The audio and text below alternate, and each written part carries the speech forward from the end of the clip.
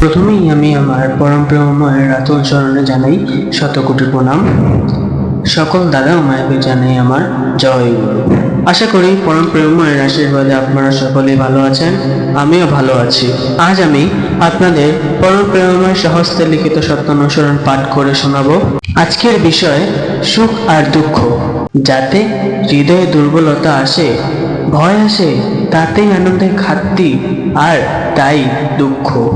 অসতে আসক্তি থেকে ভয়, শোক ও দুঃখ আসে। অসৎ পরিহার করো, সতে আস্থাবান হও, ত্রাণ পাবে। সংকোচে দুঃখ আর প্রসারণে সুখ। দুঃখ কারো প্রকৃতগত নয় গো, তাকে ইচ্ছা করলে তাড়িয়ে দেওয়া যেতে পারে। কারো দুঃখের কারণ হইও না, কেহ তোমার দুঃখের কারণ হবে না।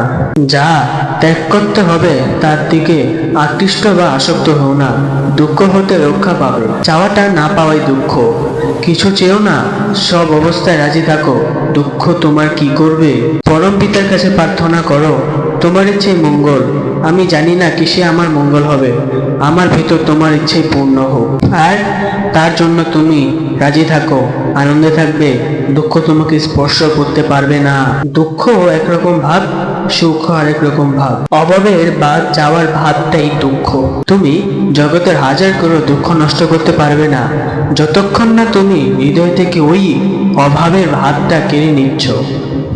আর ধর্মই তা করতে পারে। সকলকে জয় গুরু।